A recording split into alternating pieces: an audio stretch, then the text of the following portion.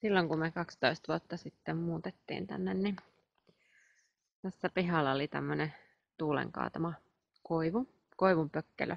Se oli se latva kerätty pois, mutta se oli edelleen tässä tämä kanto. Se oli puolta pitempi, mutta nyt pari viikkoa sitten niin puolet siitä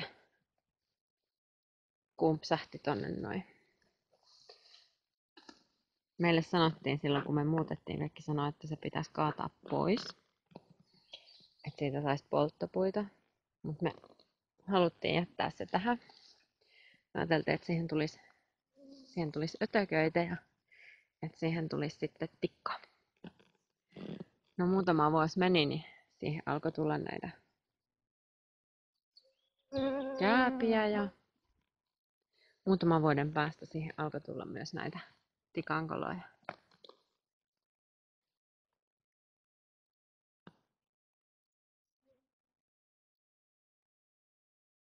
Mutta nyt tänä keväänä se oli ilmeisesti jo niin pehmeä, että me ei kauheasti tästä lintuja nähty. Noissa koloissa kyllä pesilintuja. Sitten tuolla ylempänä, mikä nyt on tuonne kumpsahtanut, niin siellä oli myös linnunpesä siellä, niin kuin siellä ylhäällä monta vuotta. Nyt mä tajusin yksi päivä, että meillä on ollut koko ajan tässä tämmöinen oikeasti tosi hieno hyönteishotelli tässä pihassa. Mä oon noita kääpiä kuivannut tuosta talteen hyttyssavuiksi ja nyt sitten mä oon käyttänyt niitä myöskin ton mehiläissavuttimen savua varten. Se savuaa hyvin, se palaa sellainen kytemällä. Samaten tätä tosi pehmeätä. Tää on ihan tämmöistä höttöä, tosi kevyttä höttöstä tämä. Tää on nyt märkää, mutta silloin kun tää oli kuivaa, niin mä pussitin talteen ja sitä voi siinä savuttimessa polttaa.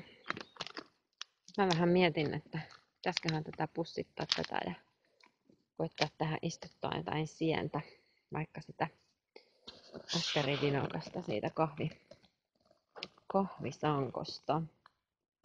En tiedä, katsotaan. Tää on myöskin, tää pökkelö niin antaa voimaa tässä meidän tammelle. Tää on ehkä 3 tai 4 vuotta sitten tähän istutettu. Tuo autorengas on merkkinä, että kukaan ei sitä aja ruohonleikkurilla tai viikatteella tai millään. Maukka tuli.